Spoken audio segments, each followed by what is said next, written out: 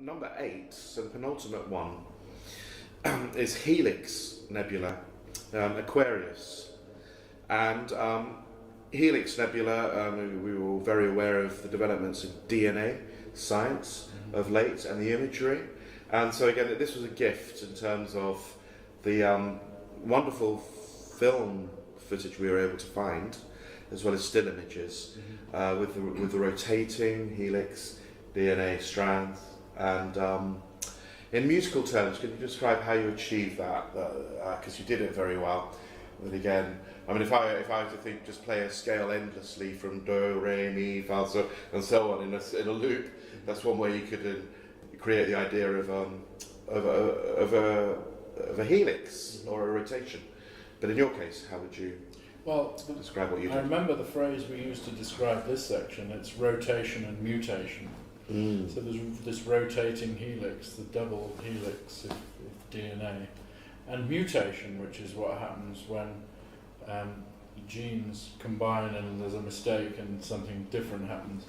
And actually it's, again, this one formally is quite simple, but you have a theme, if you like, not a word I would use, but it's a kind of theme, and it's a 12-note row in actual fact. I'm not a serial composer as such. I have in the past dabbled, but I'm not a serialist, definitely not a total serialist.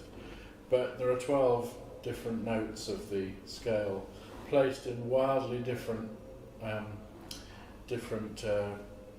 what's the word you use? Registers of the instrument. Yes. And they rotate and mutate through the whole piece. But this piece is quite unusual in that there's one page on which is written all the information you would need to mutate this thing many more times. Different instruments have different things that they can mutate over the different mutations. And then there's a final page, which is the apotheosis at the end. So actually it's a piece without any specific length. You could play just what's written. You've got the theme, then you've got the first mutation, and then the second to the 258th mutation is all on one page. And every time you do it, it could be different. The viola soloist is encouraged to improvise, but mutate their material every time differently. Yes. In fact, you recorded 3 mutations, didn't you? Yes. We'd only used one in the video, but so it's this rotating, mutating object that sort of could go on forever until the final page, which is when it sort of stops. But it's actually a good metaphor for the way that I write lots of music, not just this piece or this movement section.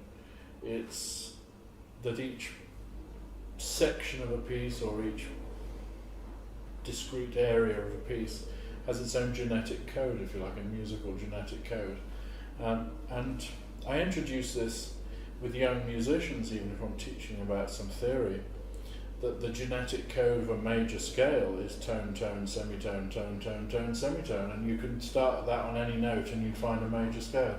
So that's the kind of genetic code of a major scale. And so but you can do that with your piece as well. There are certain intervals that you can use to make the piece hang together rather than just be some random series of notes that could be anything. Yeah. And it's fairly related to a Zanakis technique called sieves. It gives a feeling to the piece which would be different if it was a different set of values. He calls it a sieve, which is odd because that's what you put tea through, isn't it? But anyway, his phrase. Anyway, well, I suppose it's a kind of filter. A sieve is a filter, isn't it? So it filters out. So in a way, I write music through a series of different filters for each piece. So each piece will be different because otherwise it might just all sound random, mightn't it? Like you chose that note and then that note and this note and that note. And of course, total serialists. I grew up loving Webern, who wasn't himself a total serialist, but he inspired the Boulesian sort of total serialism. He uses the different registers in a very special way. It's not all the tone rows, these 12 boring notes in the same register. He uses them to make beautiful sort of filigree patterns. And right, yes. So that describes Helix, I would say. It's not a tribute to Webern, of course, but he's always there somewhere in the background as a... I mean, if I want to relax, most people would listen to, I don't know, Frank Sinatra, but I like to listen to Webern's string trio or piano variations. Right. I find it relaxing to hear those amazing filigree sounds, like almost on the edge of hearing quite often.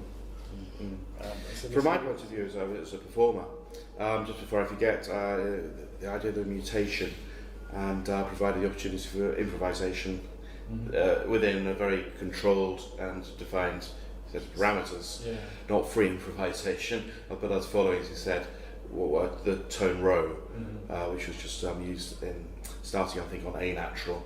Yes, and then coming back to it as well. And then I think it featured again one of my favourite intervals of music as a listener, is the tritone, either a diminished fifth or a augmented fourth. Well, so maybe not every single interval in this was a tri. Well, by definition, it couldn't be, because you'd only end up with 2 notes in the tone row. Exactly. But 2 or 3 of them certainly, and I enjoyed playing with that, playing in the sense of improvising from one specified note to the next specified note, using various trills or mordants or slides, or again the extended vibrato idea which I discussed earlier, together with pizzicato as well as arco, and yes.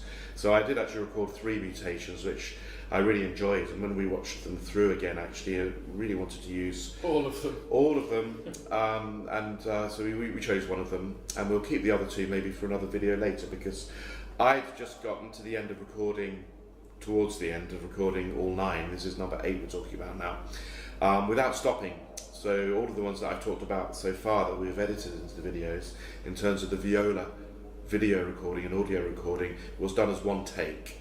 I mean, I stopped in between each piece for a few seconds and turned a page, but I didn't do any editing. This is, as I say, it's around 45 minutes of unedited viola playing. No, admittedly, it's not going to be absolutely perfect, but I was very pleased that it was pretty close to the score when I was looking back and listening back to it.